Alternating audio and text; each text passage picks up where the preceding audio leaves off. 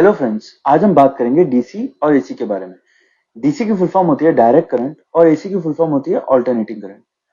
DC को invent करा था थॉमस एडिसन ने और एसी को इन्वेंट करा था निकोलस टेस्ला ने।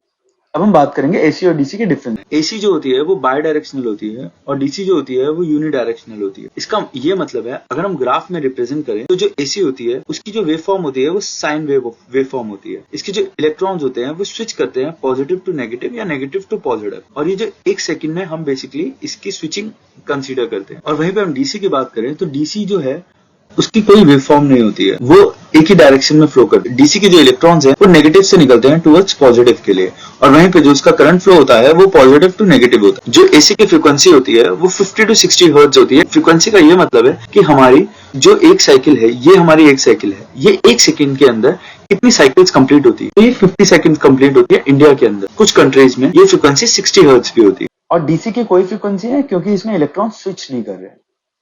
डीसी का सिंबल कुछ इस प्रकार है और एसी का सिंबल कुछ इस प्रकार है। एसी में जो वोल्टेज यूज करते हैं हम वो होती है 230 वोल्ट सिंगल फेज के लिए और 415 वोल्ट थ्री फेज के लिए। 230 वोल्ट में हम fan, lights, washing machine, domestic heaters वगैरह का यूज करते हैं। वहीं पे थ्री फेज में हमारी three phase machinery, three phase welding machine आती है। न्यूट्रल और किसी भी एक फेज के बीच में आप देखेंगे 230 वोल्ट है, और वहां पे आप देखेंगे फेस टू फेस के बीच में 415 वोल्ट है।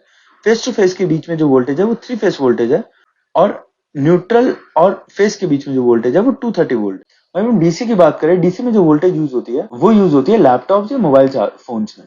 डीसी की जो वोल्टेज हम यूज करते हैं वो लेस देन 48 यूज करते हैं इंडस्ट्रियल यूज के लिए, और ये इंडस्ट्रीज में एज अ मोस्टली कंट्रोलिंग में यूज होती है। जनरेशन में अगर हम बात करें, जो डिवीजन होती है वो 11 केवी या 33 केवी में होती है, और जो ट्रांसमिशन होती है वो 765 मैक्सिमम है। इसमें हम 11 केवी में भी ट्रांसमिशन होती है, 33 में भी होती है, 132 में भी होती है, जिधर 765 केवी मैक्सिमम है। वहीं पे हम डीसी के ट्रांसमिशन की बात करें तो 800 केवी डीसी की मैक्सिमम है। तो एसी की जनरेशन एसी जनरेटर से होती है, और डीसी की डीसी जनरेटर, फोटोवोल्टिक सेल या बैटरीज वगैरह से होती है। ट्रांसमिशन में एचवीडीसी और एचवीएसी में बात करें तो जो एचवीडीसी होती है ये प्योरली एक्टिव होती है, इसमें कहीं पे भी रिएक्टिव लॉसेस नहीं होते।